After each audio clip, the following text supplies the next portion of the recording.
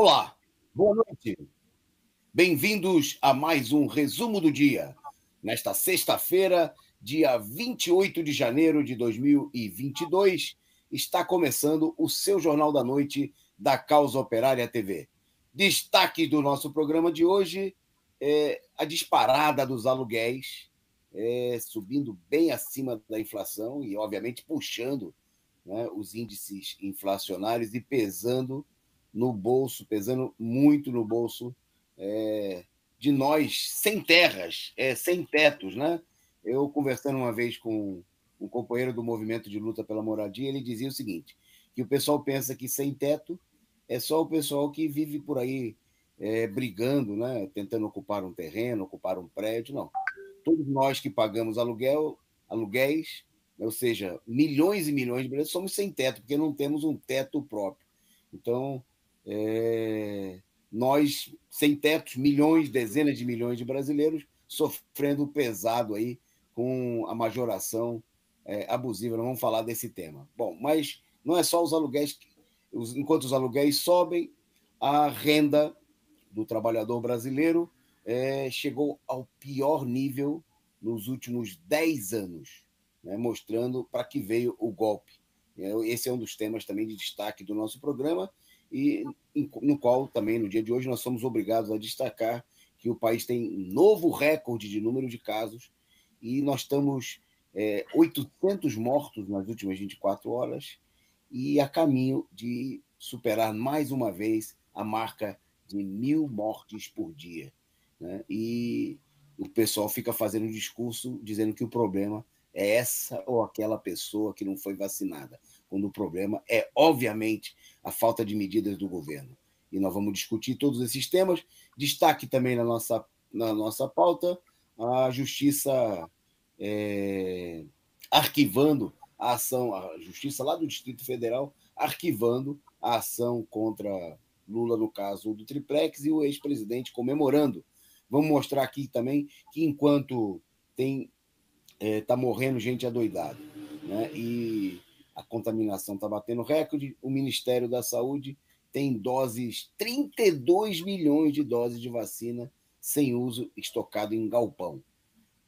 Nós vamos falar aqui da situação da ocupação das favelas no Rio de Janeiro, né? Vamos destacar aí o corte de 1 bilhão nas verbas do INSS, que está ameaçando o atendimento que já é ruim, né? A população está ficando cada vez pior. Bom, destaque enorme na nossa propaganda, no nosso programa de hoje, né? Nós vamos fazer propaganda aqui mais uma vez do seminário, né, de educadores em luta, que acontece no próximo domingo.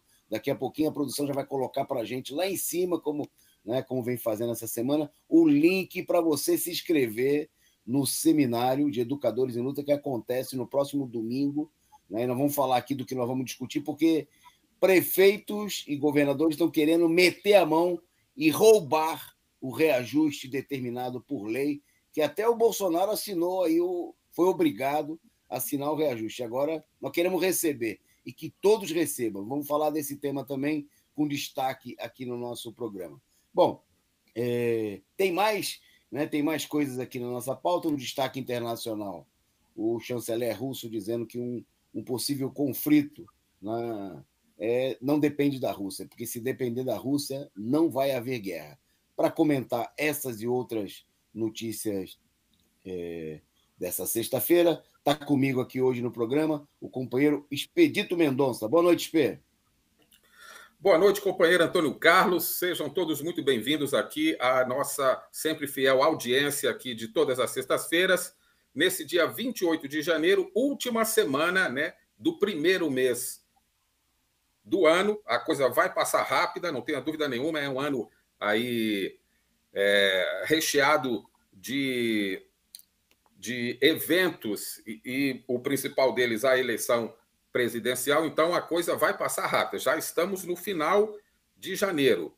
E nessa sexta-feira já foi anunciado, e nossa pauta tem aí questões muito candentes, aí, muito específicas, que dizem respeito aos direitos dos trabalhadores, direitos esses que vêm sendo surrupiados pela direita, pela burguesia, e nós vamos abordar todos esses temas aqui. Convidamos os companheiros que estão aqui nessa companhia, conosco, eu, o companheiro Toninho, a produção também, a curtir, compartilhar, comentar, ou seja, interagir conosco aqui para fazermos um programa dinâmico, um programa interativo. Vamos lá aos assuntos da pauta. Ok. Não sem antes a gente agradecer aqui a nossa audiência, né? Lembrando que o nosso canal está se aproximando, aí, falta um pouco mais de 2.000 inscritos para a gente chegar à marca de 100 mil.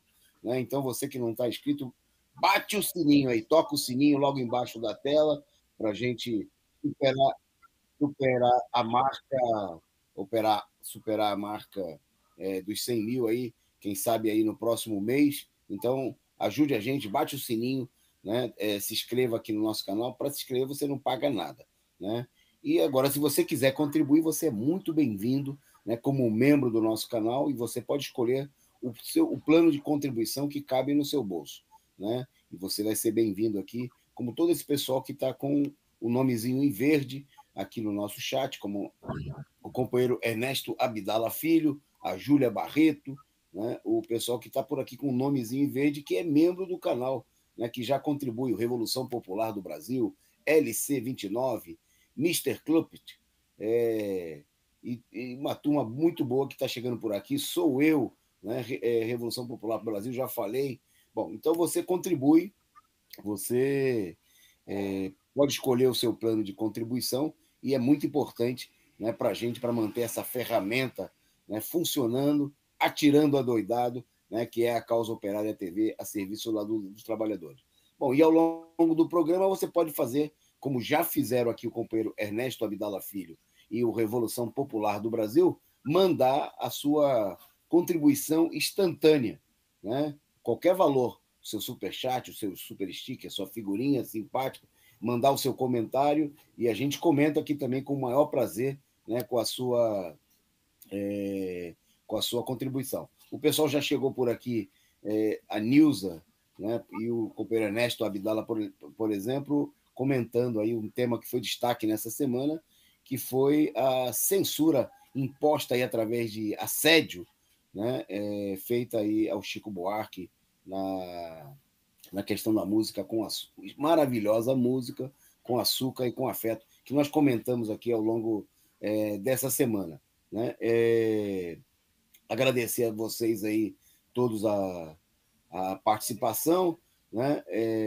Saudar o pessoal, mandar uma boa noite. Então, mande aí o seu superchat, né? Mande aí a sua contribuição e mande seu recado também, que a gente divulga aqui, e já está lá em cima, no alto da página. Atenção, professores e professoras e demais amigos do ensino público que quiserem contribuir, participar conosco. A inscrição para você se inscrever, né, no Seminário de Educadores em Luta é só clicar lá no alto, né? Está lá em cima lá o link no chat aqui do programa para você fazer a sua inscrição. Inscreva-se e participe. Daqui a pouco nós vamos falar mais sobre esse tema. Bom, sexta-feira vamos mostrar um tema destaque dessa semana. Foi aí a morte do Olavo de Carvalho. E é ele ainda que está rendendo charge, né? Tem mais uma charge aqui para ser mostrada do companheiro J. Camelo. Então tem um destaque aí na pauta foi ficou um link aí, então eu acho que eu atropelei aqui a produção aqui. Estou lembrando, a gente vai mostrar a charge de. Uma charge falando. Que pediram para mostrar a charge de ontem, né? A charge a gente tinha mostrado que era muito boa, o pessoal gostou muito, porque foi o destaque da semana, né? Aí a charge que veio mostrada aqui, que é sobre justamente o comentário que estava sendo feito aí pela News, aí pelo Ernesto Abdala, sobre a censura, né? A autocensura que acabaram impondo, pressionando o Chico a fazer. A arte segundo algumes. Né? Então está lá na primeira, vocês têm aí o texto, né? O Chico cantando com açúcar e com afeto, dizendo que não era lugar de fala dele. Né? E no outro, cara vai cantando lá. Eu sou um preto norte-americano, forte como um brinco no ouro na orelha, e aí não é seu lugar de falo. Né? O J. Camelo ficou aí, como todos nós, revoltadíssimo, né? E protestou aí com a sua pena mordaz aí, criticando aí a tentativa de a censura, né? O assédio, né? Contra o gênio da música popular brasileira, o Chico Buarque, mas a censura ao Chico não é só uma censura ao Chico, né? É um ataque a toda a arte, né? A arte, inclusive, como uma expressão da realidade, do sofrimento, né? Das angústias e das lutas do povo, né? É a tentativa de reprimir, né? De censurar a manifestação cultural. Bom, por falar em repressão, nosso primeiro ponto, o nosso primeiro ponto da. Botaram aí de volta aí, trouxeram a Alma Penada, né? A segunda charge, né? Essa foi destaque, essa aí que o pessoal pediu para repetir. O Alma Penada, ó amado guru, dê um sinal, fale uma asneira, né? Tá ali o Coxinha saudando aí, e a outra que também nós mostramos aqui, o Senhor vai adorar.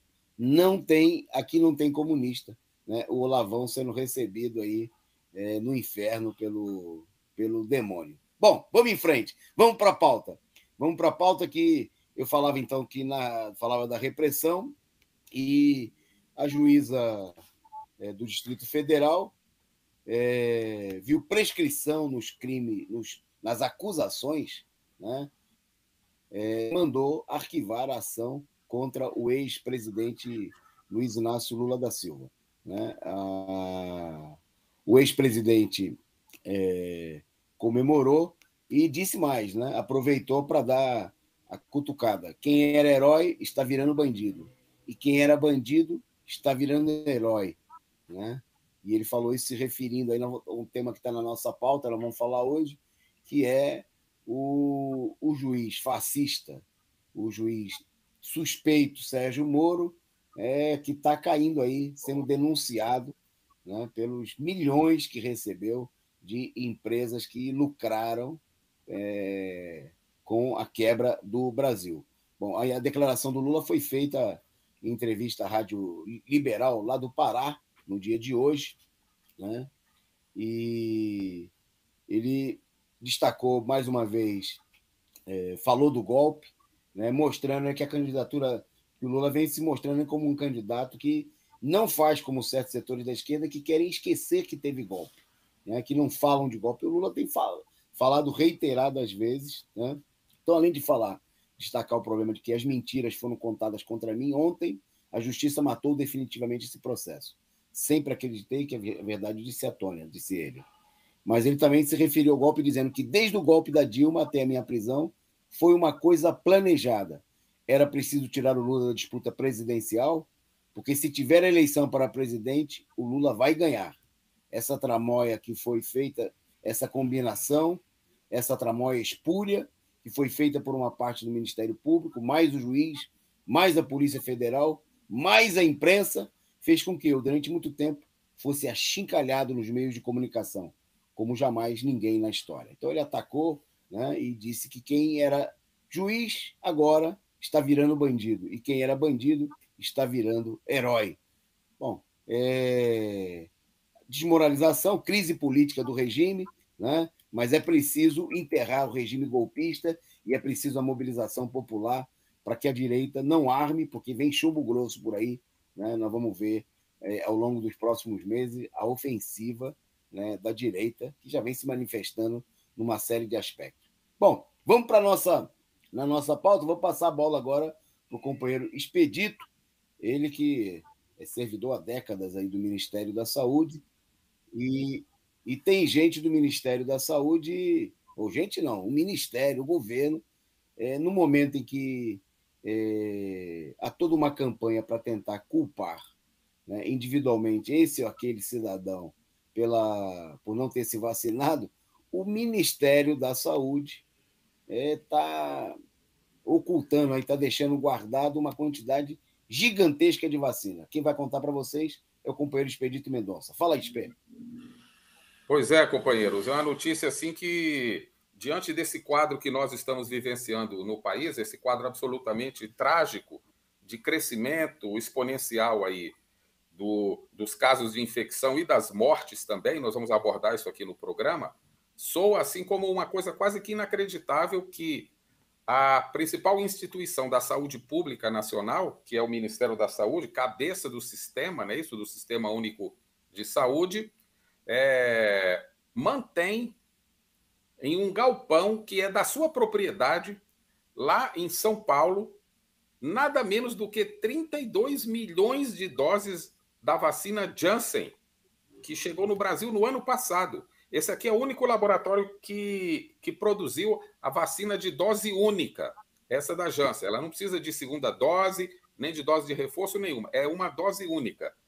E o Ministério da Saúde, alegando dificuldades, né, de infraestrutura de armazenamento, veja só, hein, de armazenamento, mantém 32 milhões de doses paralisadas, ou seja, não distribuídas para a população no momento desse verdadeiramente calamitoso que nós estamos vivenciando no país com relação à pandemia. Mas não é muito de se estranhar. O Ministério da Saúde é o ministério que faz campanha contra a campanha de vacinação. Então, me parece que, sob esse ponto de vista aí, eles estão escondendo a mercadoria com a qual eles são contra mesmo, tá certo? Eles vêm o ministro da Saúde, que é médico, tá certo? Que ocupa aí os canais para ficar propagando medicamentos que não têm eficácia nenhuma, que não têm nenhuma comprovação científica de natureza nenhuma, e, obviamente, agindo, né, isso, a soldo do genocida maior que é o Bolsonaro, que é francamente contra a vacina, contra a vacinação também. Então, o que nós temos aqui nesse momento é uma decisão. Esses estoques que estão lá e que certamente daqui a algum tempo já vão perder a validade, não é isso?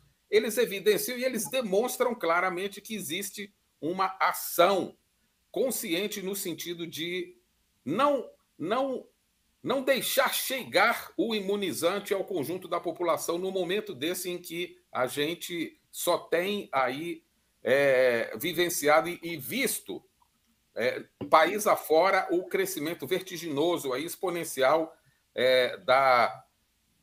dos novos casos de infecção pela variante Ômicron, cada vez mais os postos e as unidades de saúde superlotadas, filas quilométricas para a realização da testagem, que é outro problema do país também. O Brasil é um dos países que menos faz teste na população, menos aplica teste na população, né? A média é baixíssima, comparável, inclusive, a países muito pobres ali da África, uma coisa absolutamente injustificável pelo tamanho do país e pela importância que ele tem dentro da economia internacional. Portanto, fica aqui a nossa denúncia, tá certo? Do caráter aí criminoso dessa ação do Ministério da... Certamente tem alguém ganhando nessa história aí, não sei, alguma coisa tem aí, alguma cutruca aí no meio, não tenha dúvida nenhuma, porque você manter, no momento desse, 32 milhões de doses, né? Não estamos aqui fazendo apologia, nem exaltação de vacina nenhuma, mas o que você tem é isso aí para impedir uma tragédia ainda maior do que essa que vem se desenvolvendo no país com relação aos infectados, aos números de infectados que voltou a crescer vertiginosamente e também o número de mortos, nós vamos abordar aqui, que começa a entrar naquela espiral de crescimento, chegando na casa dos 1.000, daqui a pouco já está em 1.500 e vai voltar aquela loucura toda que estava há cerca de um ano atrás. Bom, é isso que eu tinha a dizer. Volto aqui para o estúdio com o companheiro Antônio Carlos. Ok. Bom, eu, antes de seguir na pauta, agradeço aqui ao superchat do companheiro Fernandes Silva, que fez um comentário aqui dizendo que foi grande a aula do companheiro Rui para os olavistas. Foi muito elogiado.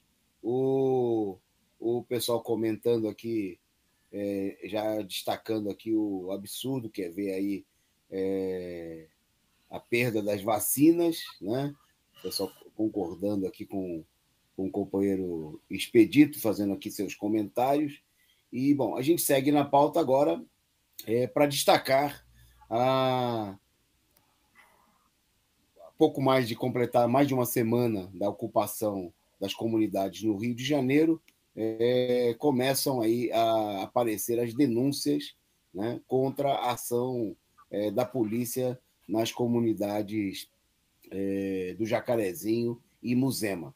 Né? O tal do projeto, né, estabelecido pelo governo, né, a pretexto de levar aí a cidadania para a população, não aparece nada, e o que se vê são denúncias crescentes, né, dos moradores da região em relação à invasão de domicílios sem mandato judicial, porque é casa de preto, de pobre, né, e a polícia fascista, criminosa do Rio de Janeiro, do governador Cláudio Castro, bolsonarista, ex-vice do fascista do Witzel, né, obviamente não tem nenhum respeito pela população trabalhadora da comunidade do Jacarezinho, do Muzema e de todas as regiões, de todas as comunidades operárias do Rio de Janeiro. Bom, já começam a aparecer, a surgir denúncias, né, até mesmo, né, a tal ponto, até chegando até a própria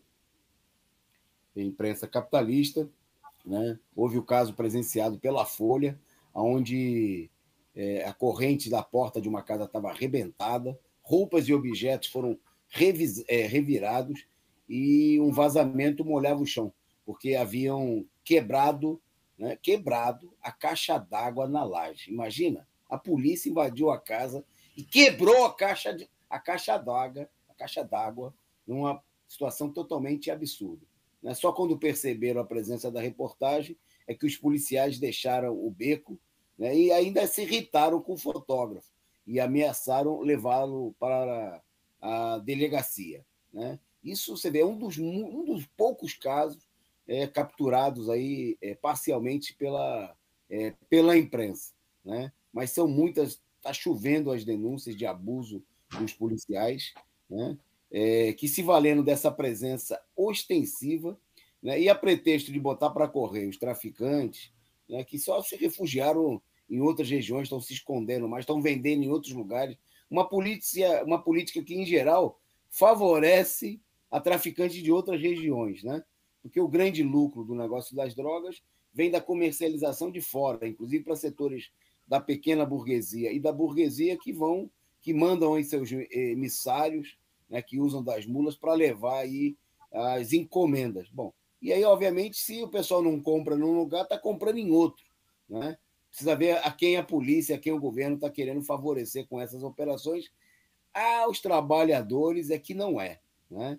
Isso convém com a conversa fiada de que vão melhorar as condições da comunidade, vem promessas de obras, mas a gente sabe que isso é fôlego curto, né? É para ganhar voto aí nas eleições, né, de gente otária que apoia esse tipo de repressão contra a classe trabalhadora. Uma política verdadeiramente criminosa, né, que precisa ser denunciada, né, e ao contrário do que fazem certos setores da esquerda que apoiam a intensificação da repressão, apoiaram no passado, né, as criminosas UPPs, né, que não pacificaram e não visavam pacificar absolutamente nada, né, mas, pelo contrário, impor o terror, né, impor uma situação de ataques contra a população pobre, trabalhadora, negra, dessas comunidades operárias do Rio de Janeiro. Então, a nossa solidariedade ao povo do Jacarezinho, do Muzema, e é preciso mobilizar a comunidade, é preciso discutir aí através dos mecanismos da comunidade, dos sindicatos, da esquerda, tem que levantar a voz contra esse verdadeiro regime de apartheid social. Né? E se o pessoal, como dizia a música do Bezerra da Silva, se vocês estão afim de prender o ladrão, pode voltar por outro caminho, né? Porque o ladrão está escondido lá embaixo, atrás da gravata e do colarinho. Né? Bom, vamos em frente então na nossa pauta. porque por falar em roubo, né, roubo é justamente retirar aí a retirada dos direitos dos trabalhadores, né, que vem acontecendo, e os ataques. Bom, e uma das formas de ataques do regime golpista tem sido cortar os gastos sociais, cortar nos setores que interessam à população. Bom, e o Expedito vai falar para vocês do que vem acontecendo lá no INSS. Vai lá, Expê. Pois é, companheiros. Esse aqui é mais um episódio do orçamento que tem as digitais sujas, imundas e podres do governo Bolsonaro, que cortou, ou seja, que em conluio com os deputados aí do Centrão, que não fazem outra coisa a não ser malvadezas aí e safadezas contra o povo, cortou 1 bilhão nas verbas do INSS. Veja bem, do INSS. Aquilo que já é muito ruim, que é o atendimento nas agências que a gente conhece, ou seja, para você ter reconhecido um direito seu através de benefícios, você leva um tempo gigantesco, é uma burocracia inacreditável de documentos que são exigidos para a concessão de benefício. Ou seja, você tem aqui, nesse momento, você tem uma piora, né, uma deterioração nesse atendimento em função desse corte, que não é qualquer coisa. 1 bilhão de reais nas verbas do INSS, que vai sim ameaçar o atendimento. Veja bem, nesse momento agora, existem 1.800.000 pessoas na fila de espera, veja bem, para análise e concessão de benefícios. Gente que não tem outra renda, gente que não tem outra forma de sobrevivência, que necessita do benefício, né, da Seguridade Social, da Previdência. Ou seja, os processos estão aí emperrados dentro dessa burocracia no país inteiro. E, nesse momento agora, com esse corte de 1 bilhão, o que vai acontecer? Simplesmente não vai haver mais, né, ou seja, vai piorar. Aquilo que já está ruim vai piorar ainda mais. Ou seja, essa é mais uma ação criminosa, genocida, de um governo que não tem nenhum compromisso. Aqui já é um caso assim sei lá, né? Cadê você pegar velhinhos numa situação de pauperização absoluta, pessoas com deficiência que precisam do auxílio do Estado para se manterem, comprarem medicamentos, comprarem alimentos, pagar o aluguel, não é isso?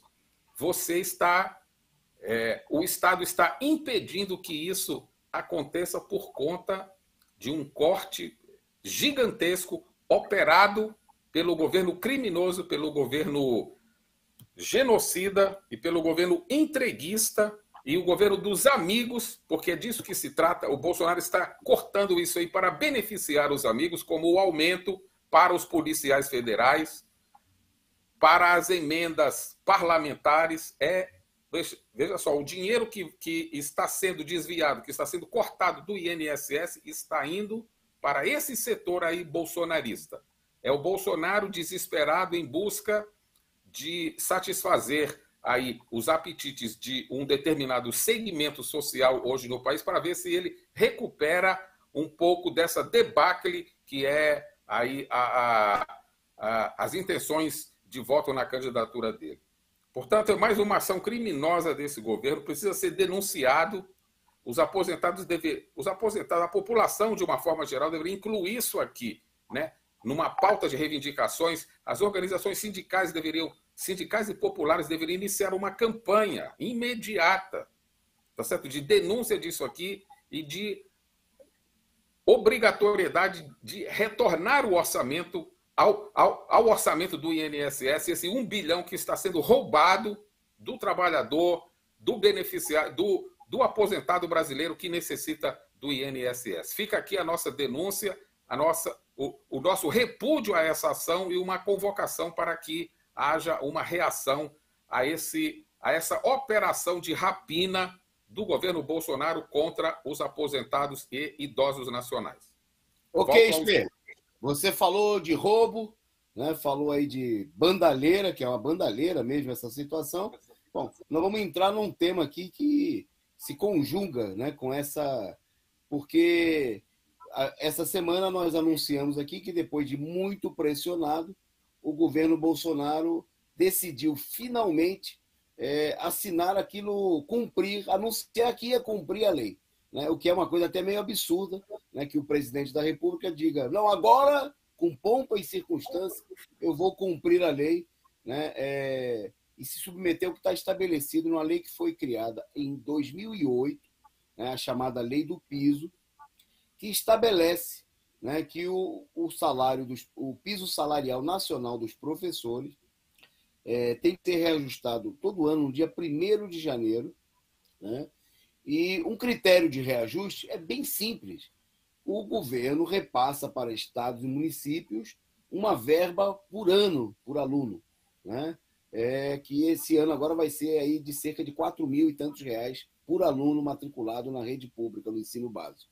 Bom, pois bem, o valor foi reajustado em dezembro e, portanto, o governo deveria ter automaticamente anunciado que o mesmo percentual médio de reajuste, né, aplicado aí no repasse por aluno, seria aplicado ao salário dos professores, porque essa grana é do Fundeb, e a lei do Fundeb também estabelece que 70% das verbas do fundo devem ser destinadas ao pagamento do salário dos professores. Bom, começou-se aí uma guerra, né, uma negociação para mudar a lei.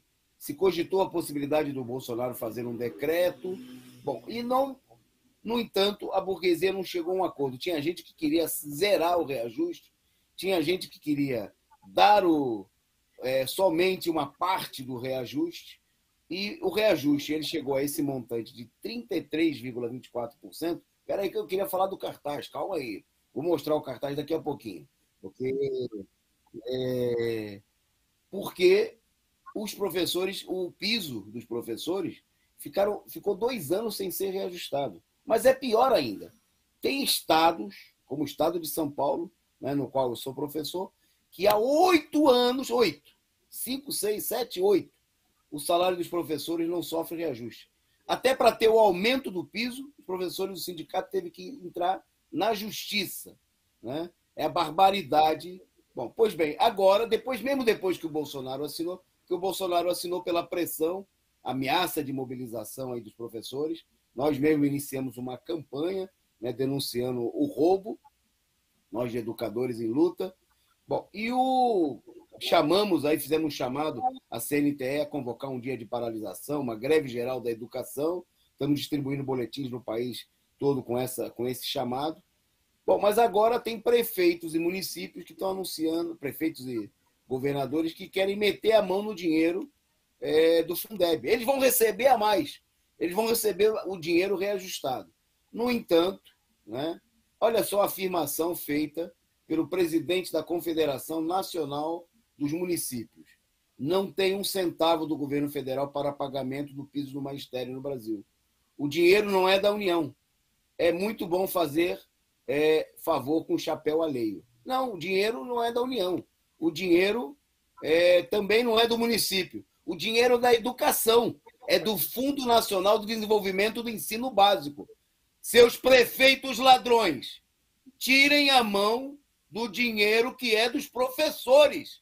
Está na lei. Tem que cumprir a lei. Tem que pagar. Né? Por isso, eu queria a produção, eu vou mostrar aqui na mão para vocês, e a produção vai mostrar para vocês aí o cartaz na tela para vocês visualizarem, mas nós estamos lançando nesse final de semana, né, dezenas de milhares de cartazes como esse, né, onde a gente fala: prefeito, está aí ó, na tela, governador, prefeito, chega de roubar os professores.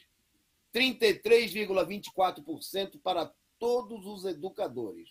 Né? É a campanha que nós estamos lançando em todo o país, e nós queremos que você, que é professor, que é trabalhador da educação, venha se mobilizar conosco, Você também que é pai de aluno, a rede pública de ensino, a rede básica, tem 38 milhões de alunos.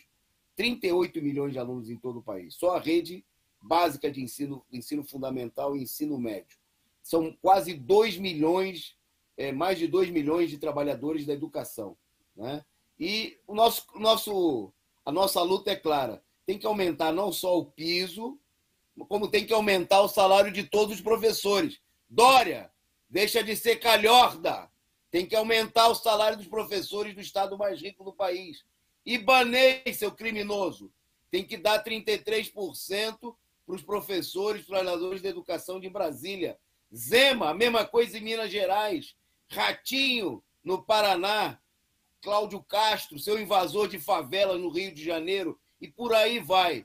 Governadores da esquerda, vamos deixar de fazer falsificação, como o seu Flávio Dino no Maranhão, que está sendo interpelado no Ministério Público por professores. Nós vamos trazer professor aqui no próximo dia para mostrar isso. Ele paga um piso maior para os professores antigos, concursados, que merecem ganhar, né, um salário ainda maior, né? Mais professores novos contratados como temporários estão recebendo menos da metade do piso. Então não vamos fazer demagogia.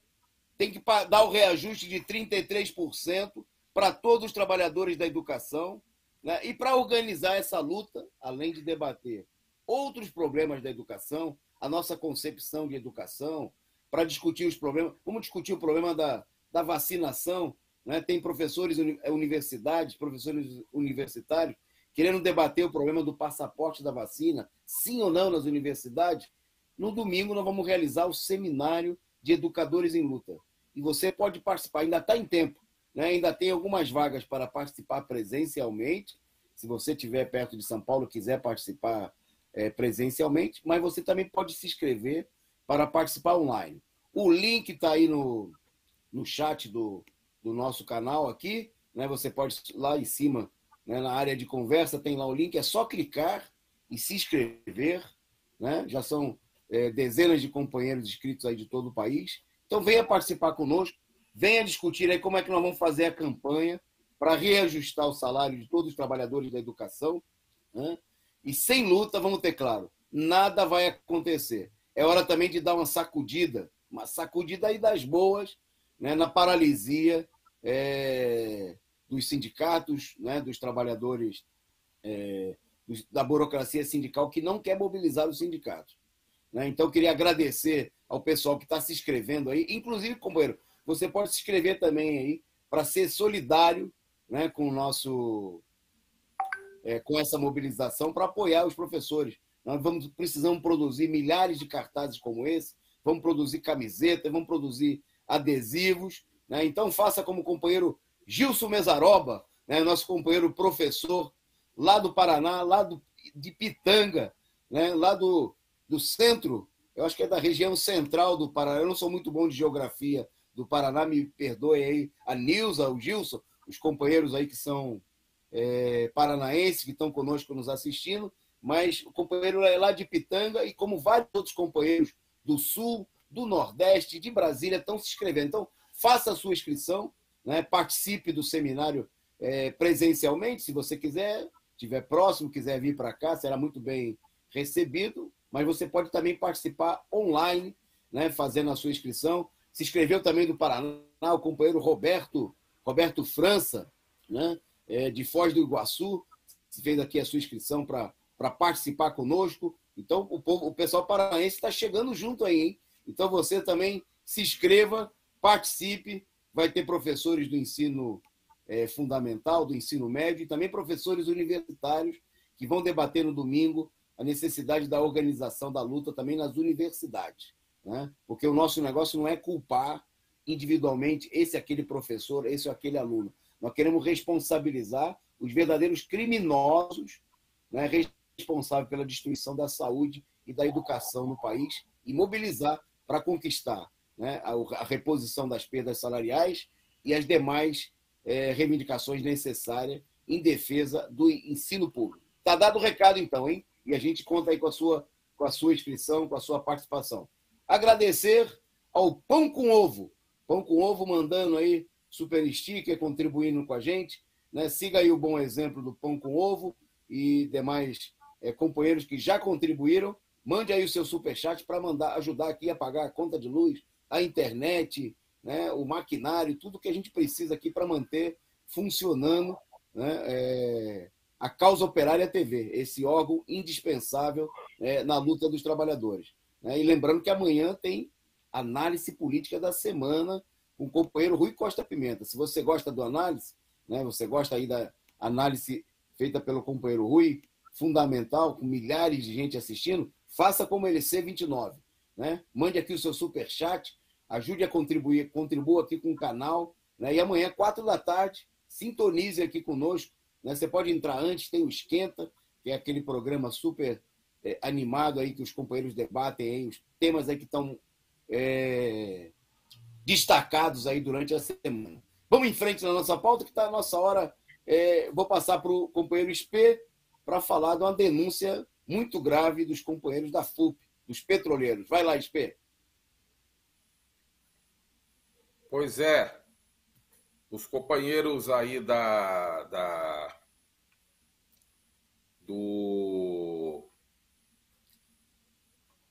Federação Única dos Petroleiros, não é isso? A categoria aí que vem se mobilizando, vem fazendo denúncias aí com relação ao tratamento que vem sendo tratamento, vamos chamar desonroso, criminoso, não é isso? Que vem sendo dispensado aí aos trabalhadores da Petrobras, sejam eles em qualquer regime de contratação, temporário, terceirizado, efetivo, não é isso? Eles estão aí fazendo uma denúncia a respeito da contaminação nas plataformas e unidades terrestres, que já somam 1.500 trabalhadores. Olha só, hein? 1.500 trabalhadores. A FUP vem denunciando o sofrimento dos trabalhadores que estão obrigados pela direção da empresa, pela direção golpista, criminosa, entreguista da empresa, que estão sendo obrigados a dobrar horários e a falta de cuidados médicos aos contaminados. Né? Obviamente que se você está com uma jornada estafante de trabalho, isso debilita você ainda mais no sentido de deixar aberto aí, né, vulnerável aí para a instalação, digamos assim, para que a Covid tenha um ambiente mais propício para se instalar, não é isso? Então, a FUP está denunciando um novo pico de Covid, que já atingiu esse número absurdo, escandaloso de trabalhadores, que está aí na faixa de 1.500 trabalhadores em situação de infecção nas diversas unidades da empresa. É uma situação verdadeiramente calamitosa isso aqui. E não há outra coisa a fazer a não ser se mobilizar e enfrentar essa situação através de ações que façam a empresa adotar medidas para proteger a saúde desses trabalhadores. E a única forma, vamos ter claro, é a mobilização, é o enfrentamento com a direção da empresa. A FUP denuncia, os 4 estados mais atingidos são Rio de Janeiro, com 1.008 trabalhadores infectados, São Paulo, 111, Espírito Santo, 98 e Bahia, 71. O Rio de Janeiro exatamente por ostentar um número, um quantitativo maior de trabalhadores, está aí com 1.008 trabalhadores nessa situação. Portanto, o número de hospitalizados é já assim bastante elevado, e isso é uma situação deveras preocupante, porque casos desses de infecção se transformam rapidamente em dezenas e centenas de outros casos.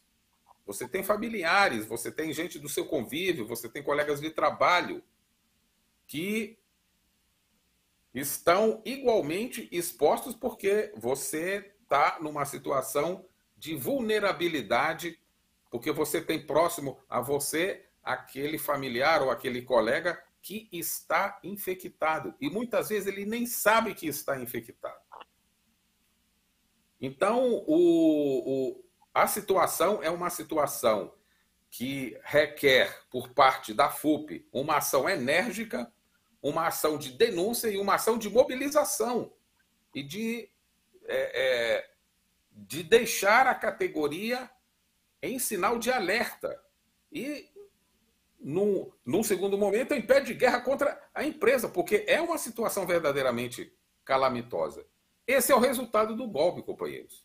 Quase tudo aqui que a gente fala aqui, queda na renda, 1 bilhão de corte no INSS, tudo isso aqui é resultado do golpe de Estado de 2016, que abriu o caminho, que pavimentou o caminho para o governo de extrema-direita. Esse governo que está executando esse tipo de ação aqui, que está com essa política de morticínio contra os trabalhadores. Portanto, fica aqui mais uma denúncia, tá certo? E uma exortação aqui à Federação Única dos Petroleiros, junto com a CUT, junto com outras entidades, com sindicatos regionais, possam estar orientando paralisações, suspensão do trabalho, tá certo? Para que a empresa tome providências no sentido de proteger o patrimônio maior, né, da Petrobras, que não é o petróleo, é o seu corpo de trabalhadores. Aqueles que vão lá, mergulham, aqueles que ficam 15 dias sem ver família, que trabalham embarcados, tá certo? E aqueles que também prestam o seu serviço como terceirizado ou trabalhador temporário. É isso, companheiros. Volto aqui ao estúdio. Ok. Voltando aqui para destacar um tema central da nossa pauta de hoje, né? Bom, a gente falava agora há pouco do salário dos professores, da necessidade do reajuste do piso, que os prefeitos e governadores estão querendo aí meter a mão, né? Com o reajuste, o piso dos professores iria para míseros R$ 3.800 por mês para 40 horas semanais. Bom, mas o que você diria de ganhar R$ 9.825 por dia? R$ 9.825 por dia. O que dá um total de R$ 294.750 por mês. Vou repetir, R$ 294.750 por mês. Pois bem, esse valor, né, segundo foi divulgado hoje aí em toda a imprensa, foi o que recebeu por uma suposta consultoria, né, ao longo de 2020 e 2021, o senhor Sérgio Moro, né? Ele recebeu exatamente 3.537.000 de consultoria. E ele recebeu essa bufunfa, né, esse dinheiro da Alvarez e Marçal, uma empresa, né, que lucrou horrores com a quebra de empresas brasileiras por meio de decisões, por acaso, decisões da própria Lava Jato, né, comandadas pelo Sérgio Moro. Bom, a situação foi de criminalidade do Moro é tão grande que foi parar no Tribunal de Contas da União, né, e está sendo chamado aí a dar explicações sobre esses recebimentos gigantescos, 300 mil por mês, a título de supostas consultoria, mais de 3,5 milhões ao longo de um ano, mais de R$ 9.000 por dia, né, que era quanto ganhava o seu Sérgio Moro. O Sérgio Moro foi em live hoje com o Kim Kataguiri, né, do MBL, deputado do DEM, ele disse o seguinte: o que foi combinado é que eu receberia um salário de $45 mil por mês, né? Como se fosse assim a coisa mais natural do mundo, né? E ele disse que abriu uma empresa para receber salários que davam $24 mil de líquido, né? E que parte desses valores também foi pago no Brasil em reais, né? Segundo o Moro, tudo teria sido declarado. E além dos salários, né? Porque, óbvio, Moro trabalhou muito para essa empresa. foi muito trabalho, muita dedicação. Ele também recebeu um bônus de 150 mil dólares, né? E, no total, ele recebeu 690 mil dólares, né? Na conversão de hoje, então, que dá aí os 3,7 milhões, né? Convertidos ao valor da moeda no final do fechamento do dia de hoje, né? Veja-se aí a política ultracriminosa, né? Do senhor Sérgio Moro. Bom, comentando essa situação, até um outro elemento que vocês hão de convir. De corrupção e de bandidagem ele entende. O senhor Eduardo Cunha, né, ex-presidente da Câmara dos Deputados, o calhorda que comandou, né, a operação criminosa de deposição, de derrubada da presidenta Dilma, sem nenhum crime, né, sem conseguir se provar que a Dilma tivesse roubado um grampo, um clips, né, uma tampinha de caneta, Bic, do Palácio do Planalto, né, depuseram a presidenta Dilma, e o próprio Eduardo Cunha disse hoje que o Sérgio Moro recebeu uma propina de 8,3% da Álvares e Marçal, esse escritório, e poderia pegar vários anos de cadeia, né, caso o juiz fosse julgado como o próprio Eduardo Cunha foi, né? A avaliação é a seguinte, ó. Essa empresa ela ganhou 42 milhões das empresas brasileiras que o próprio Moro quebrou. E as empresas pagaram, né, esse escritório para defender supostamente os seus interesses. Então a empresa ganhou 42 milhões e o Moro levou aí uma parcela, né? Levou, segundo os cálculos do próprio Eduardo Cunha, 8,3% de comissão, né? Provavelmente terá sido essa a grande consultoria, né? O grande apoio, o grande suporte dado aí pelo Sérgio Moro para a empresa que ajudou a quebrar grandes empresas brasileiras, Odebrecht, empresas do setor de obras, do petróleo, etc. E tal. Bom, e enquanto esses criminosos fizeram tudo isso, o país foi levado para o buraco com golpe de Estado, né? E o povo está pagando, sofrendo na própria pele, né? Bom, e o que nós estamos vendo como resultado desse sofrimento, além de toda a situação de degradação, destruição da economia nacional, do emprego, rebaixamento salarial, etc., bom, um drama muito grave é o que nós estamos vendo que está acontecendo de novo com a Covid, né? O Expedito vai passar para vocês a situação, porque o país tem novo recorde de casos, o terceiro consecutivo em 3 dias. Vai lá, Expê. Lamentavelmente, essa é uma notícia que a gente não gostaria de dar, mas aqui no programa a gente não tem nada a ocultar. Tem tudo a revelar e denunciar os bandidos, os criminosos, os responsáveis pelo sofrimento do povo.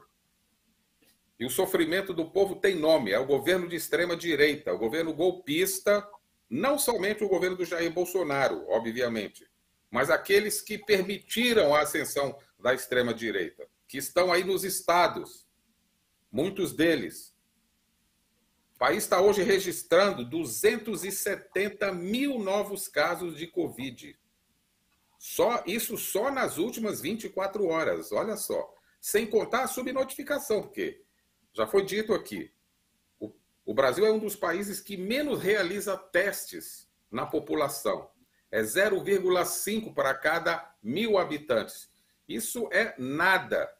É comparado somente a países aí muito atrasados e pobres, da África, da Ásia.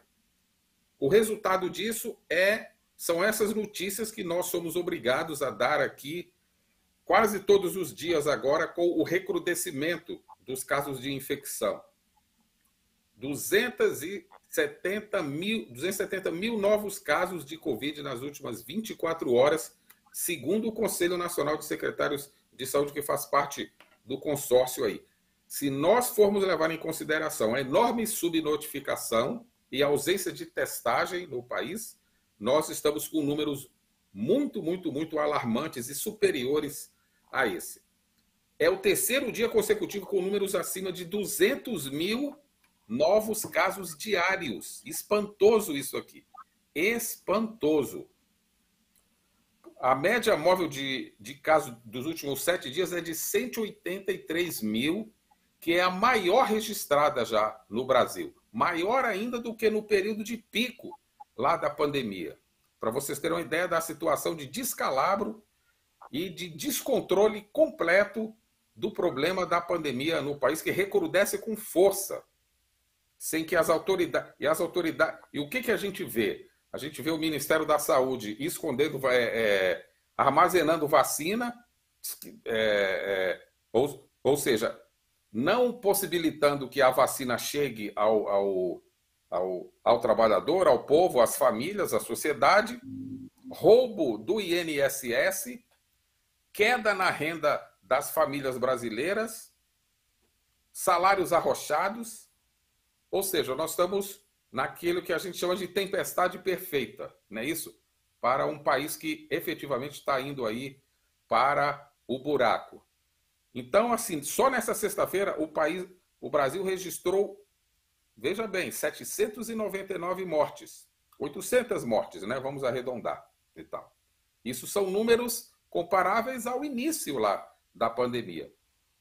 Isso com grande parte da população já vacinada. E nós temos esse recrudescimento desses casos. Isso prova o seguinte, que não existe política pública de saúde no país. As verbas estão sendo contidas, as verbas estão sendo desviadas, os recursos não estão chegando para o sistema público de saúde. A gente sabe que existe toda uma orientação no sentido da privatização da saúde pública brasileira, de injetar dinheiro nos planos privados de saúde, enquanto isso a população está aí formando filas quilométricas nas unidades de saúde em busca de um teste para saber se está ou não contaminado. Nós temos 625.884 vítimas da Covid desde o início da contagem, não é isso? Obviamente com números subnotificados, e a média móvel de mortes, não de casos, a média móvel de mortes nos últimos 7 dias é de 474. E o número de óbitos contabilizados nas últimas 24 horas é o maior desde setembro de 2021. Portanto, nós temos aí uma situação de recrudescimento da pandemia no país, num ano em que o governo pegou o orçamento, né, que tem as digitais criminosas aí do Bolsonaro, distribuiu dinheiro para os amigos e deixou a saúde pública, a educação, a ciência, a tecnologia aí à míngua, de pires na mão, sem recursos para levar a pesquisa científica, a assistência social aos mais necessitados. É mais um resultado do golpe de Estado essa situação aqui. Volto aí ao estúdio, companheiro Toninho. Ok, nós vamos agora para a reta final do nosso programa. Vamos dar uma aceleradinha aqui, mas eu tenho ainda um tema bem importante, depois um último um destaque internacional com o companheiro Expedito. O meu tema agora são os aluguéis, né? Porque as famílias vêm enfrentando aí uma situação que embala, que impulsiona, né, e faz parte aí do descontrole inflacionário que afeta o país. Bom, o Índice Geral de Preços do Mercado, o IGPM, subiu 1,82% em janeiro.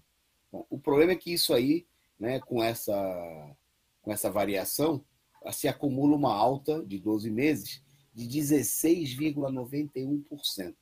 E é esse índice, esse famigerado índice, o IGPM, que é usado para reajustar os aluguéis. Então, significa que quem tem reajuste nos aluguéis agora vai ter um reajuste, né, de 17%, 16,91%. Né? Quer dizer, um aluguel, por exemplo, de R$2.000, que em São Paulo, por exemplo, na maioria das capitais, é uma casa pequena, né? Uma casa de 2 cômodos, por exemplo, né? Sem grande luxo, ou um apartamento que você ainda tem que pagar em um condomínio elevado, de 2.000 vai para 2.350 aproximadamente. Né? Quer dizer, é um reajuste pesado, né? Alto, que pesa no bolso do trabalhador, porque é bom lembrar que os reajustes salariais, quem teve reajuste, né? O reajuste médio foi de 6,5%, né, ao longo dos últimos meses. Mas, no entanto, o aluguel está subindo 17%, 16,9%. Bom, essa política, obviamente, só favorece aí aos especuladores imobiliários, né, aqueles tubarões aí que têm milhares, às vezes, de imóveis para alocarem, né? Não estou falando dos pequenos proprietários, mas principalmente dos grandes proprietários, o que coloca a necessidade de uma reforma urbana, da luta, né, de uma luta ampla pela moradia, né, por uma reforma urbana sobre o controle dos trabalhadores, o fim da especulação, né, a expropriação dos aluguéis, dos imóveis dos especuladores, né, porque essa situação é totalmente insustentável, né, com os salários subindo, sendo reajustados, quando são reajustados, né, numa velocidade que é muito inferior, um índice que não foi, no ano passado, não foi nem, em média, não foi nem a metade desse valor que nós estamos vendo serem reajustados aí os aluguéis. É um roubo, é uma expropriação da classe trabalhadora, né, num país em que dezenas de milhões de trabalhadores são sem teto, né, não têm onde morar, vivem de aluguéis, ou são obrigados aí, cada vez um número maior de pessoas morando com as famílias, né, se amontoando, né, em comunidades aí sem menores condições. Bom, é por isso, né, que um dos destaques dessa semana foi aí o aumento do número de moradores de rua, que em São Paulo superou, em números registrados, oficiais, né, possivelmente seja bem maior, mais de 31 mil pessoas morando nas ruas, em barracas, né, debaixo de viaduto, simplesmente dormindo no chão, ao relento pelas ruas, mais de 31 mil pessoas, né, e um número que no país alcança as centenas de milhares de pessoas vagando sem eira nem beira, sem ter literalmente aonde cair morto. Bom, um minutinho para o SP dar a nota, o destaque internacional, para a gente depois encerrar com o nosso vídeo do Colunistas de hoje. Vai lá, SP. Não, rapidamente aqui. O ministro das Relações Exteriores da Rússia, o Sergei Lavrov, ele vem tendo uma postura prudente, cautelosa de negociação com os americanos. A Rússia já declarou várias vezes que não quer guerra, não deseja guerra, não tem por intenção invadir a Ucrânia, mas, obviamente, não vai permitir que a OTAN, que a Aliança Militar Ocidental, avance ainda mais as fronteiras do território russo, conforme já aconteceu. Ou seja, os russos estão ali praticamente cercados. O assédio que a OTAN, que o imperialismo, que os Estados Unidos fez, cooptando e corrompendo os governos que têm países ali limítrofes com a Rússia, ou seja, já fez incursões muito perigosas aí próximas ao território russo. E o Sergei Lavrov e o Putin estão muito firmes e determinados a não permitirem que haja mais esse avanço aí que ameaça a segurança da Rússia. Portanto, as declarações são muito contundentes nesse sentido. A Rússia não quer a guerra, não deseja a guerra, mas também defenderá os seus interesses, o seu território, as suas áreas limítrofes com esses países cujos governos cederam à pressão do imperialismo e, obviamente, são subornados, são pressionados pelo imperialismo na base do dinheiro, não é isso? A perspectiva que está colocada é de distensão, me parece, tal, mas os russos estão muito determinados a não ceder mais nenhum espaço para os norte-americanos. E é dentro dessa perspectiva que o Lavrov coloca o problema de que a carta que foi apresentada deva merecer da OTAN e dos Estados Unidos um tratamento diferenciado do que vem ocorrendo até esse momento aqui agora. É isso aí, volto para o estúdio. Ok, então nós vamos caminhar para o nosso encerramento, agradecendo aí a participação, a audiência super ativa, né, e participativa do nosso canal, né, porque aqui é um canal interativo, e reforçando o convite para que o pessoal Assista amanhã a análise política da semana, a partir das 16 horas, né? E a gente vai terminar. Tem mais um tema de destaque na nossa pauta, porque nós vamos mostrar aqui a nossa coluna do dia de hoje, né? Falando justamente dos dados que mostraram, divulgados pelo IBGE, que apontaram que a renda da classe trabalhadora no país chegou ao menor nível em 10 anos, de 2012 a 2021, né? A renda do trabalhador brasileiro atingiu o seu menor índice. Então, você fique aí, acompanhe a nossa coluna gravada no dia de hoje, né? Muito obrigado aí pela sua audiência. Amanhã a gente se encontra no Análise Política da Semana. Obrigado aí à produção sob o comando do companheiro Gabriel, companheiro Expedito, que volta na sexta-feira, companheiro Expedito também, que hoje apresentou aqui com outros companheiros o programa Direto de Brasília. Está no arquivo do canal, se você ainda não assistiu, pode assistir aí as últimas notícias lá de Brasília, está aqui na Causa Operária TV. Um forte abraço, um bom final de semana. Se você não se inscreveu, lá em cima está o link, hein? Se inscreva para o Seminário de Educadores em Luta e participe, né? Como professor, como educador, ou sendo solidário, ajudando essa causa, e para a gente fazer aí milhares, dezenas de milhares de cartazes como esse, para colar pelo país inteiro, né? Para exigir que prefeitos e governadores não roubem, né, os professores, não roubem os trabalhadores da educação, parem de meter a mão na nossa grana, né, e paguem o reajuste da lei do piso para todos os trabalhadores da educação. Forte abraço, SP, boa noite, e sigam aí o encerramento com o nosso vídeo. Um abração. Grande abraço a todos, boa noite. Bom fim de semana. Olá, no programa de hoje queremos falar desse que é um dos principais objetivos e, por que não dizer, conquistas do golpe de Estado dado em 2016, que derrubou a presidenta Dilma Rousseff e que em 2018 serviu para fraudar as eleições, condenando e prendendo ilegalmente o ex-presidente Luiz Inácio Lula da Silva. Os dados divulgados nesta semana pelo IBGE apontam que no último trimestre do ano passado houve uma pequena, ligeira redução no número de desempregados. Obviamente que isso por conta das vendas de final de ano, em que uma quantidade não tão expressiva de trabalhadores foram contratados com salários mais baixos. Mas o dado fundamental é esse que vocês têm aí na tela, nesse gráfico, que mostra que no final do ano passado nós chegamos ao mais baixo nível de rendimento médio dos trabalhadores ao longo de 10 anos. Isso mesmo. De 2012 até o final de 2021, o salário da classe trabalhadora brasileira chegou ao seu mais baixo nível, situando-se na renda média em torno de pouco mais de R$ 2.400.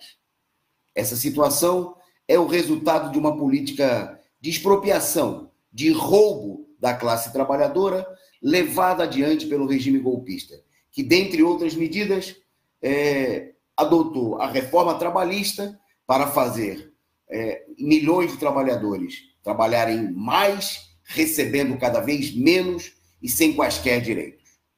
Assim, essa situação criou um enorme exército de desempregados, os chamados desalentados, aqueles que, na pesquisa do IBGE, são apontados como pessoas que desistiram de procurar emprego. E, ainda mais, né, pessoas que trabalham ocasionalmente, que não são considerados como desempregados, mas que, de fato, o são, pois vivem de bicos, vivem de realizar trabalhos temporários quando conseguem alguma colocação, vivendo, em muitos casos, de favores ou sendo colocados na miséria. Como o triste dado divulgado na última semana, no aniversário de São Paulo, que mostrou que a cidade viu crescer em mais de 30% o número de moradores de rua. Já são mais de 30 mil trabalhadores, mais de 30 mil pessoas morando nas ruas da cidade mais rica do país. Em todo o país são centenas de milhares de pessoas vivendo na miséria. O país bate recorde de fome, de desemprego, ao mesmo tempo que, nesse momento, vemos aumentar também as mortes por conta da pandemia, que os governos da direita insistem em não combater. O roubo dos salários foi propiciado também no ano passado e nos últimos anos pela política de enfraquecimento dos sindicatos.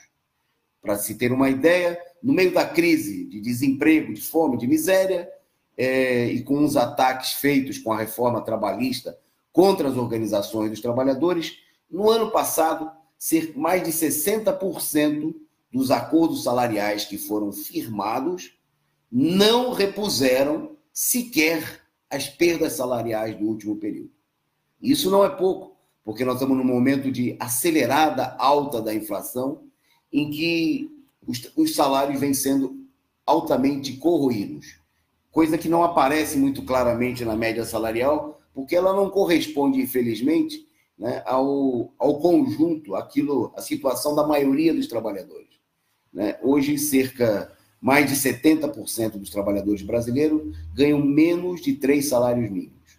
E é bom lembrar que o salário mínimo não é, infelizmente, aquilo que deveria ser o mínimo necessário, vital, para sustentar uma família trabalhadora. Segundo o IBGE, o valor para atender a essas necessidades estava situado, em dezembro passado, em cerca de R$ 5.900. Para cumprir o que está estabelecido na Constituição, no seu artigo 7º, que diz que o salário mínimo tem que prover, dentre outros, as despesas do trabalhador e de sua família, com alimentação, moradia, transporte, saúde, vestuário, cultura, educação e outros itens necessários, hoje, com certeza, o salário mínimo deveria estar situado na faixa de R$ 6.500. Diante dessa situação, é necessário uma ampla mobilização, porque se trata de uma política uma questão de vida ou morte, né? E as mobilizações dos trabalhadores, as greves realizadas no ano passado, como a gente vê aí a imagem da greve dos companheiros da General Motors, não conseguiram abrir uma perspectiva de conjunto e reverter essa situação. Nesse ano, nesse momento, os trabalhadores se colocam diante de uma situação muito polarizada e muito importante, marcada pela aproximação das eleições presidenciais. É necessário que a CUT, que os sindicatos, que as organizações dos trabalhadores intervenham nesse processo com um programa próprio em defesa das reivindicações dos trabalhadores, apresentando não apenas a defesa da candidatura de Lula, né? Não se trata de, como dizem os pelegos das centrais sindicais, apresentar o programa dos trabalhadores a todos os candidatos. É preciso que a CUT e os seus sindicatos coloquem claramente que o único candidato que representa os trabalhadores, que pode derrotar Bolsonaro e toda a direita, é o ex-presidente Luiz Inácio Lula da Silva. É necessário apoiá-lo incondicionalmente, mas, ao mesmo tempo, apresentar um programa de luta, de reivindicações dos trabalhadores, que só poderão ser conquistados na rua. Para isso, é necessário reforçar a mobilização dos trabalhadores, convocar um congresso extraordinário da CUT, com centenas, milhares de representantes de base, que ajudem a organizar comitês de lutas nos locais de trabalho, nos bairros operários, para não só impulsionar a candidatura de Lula, mas impulsionar um programa de mobilização e defesa das reivindicações dos trabalhadores. É preciso quebrar a paralisia dos sindicatos e sair às ruas, mobilizar os trabalhadores. Não vai haver vitória contra a direita golpista sem a mobilização da classe trabalhadora. É isso, inclusive, que mostram claramente todos os exemplos das eleições ocorridas ultimamente na América Latina, nos nossos países vizinhos. É preciso mobilizar a classe operária e todos os explorados e as suas organizações de luta, com um programa próprio em defesa da candidatura de Lula por um governo dos trabalhadores. Para isso, convocar imediatamente um congresso extraordinário da maior organização de luta dos trabalhadores, a Central Única dos Trabalhadores. É esse o nosso recado dessa semana. Um abraço e até o próximo programa.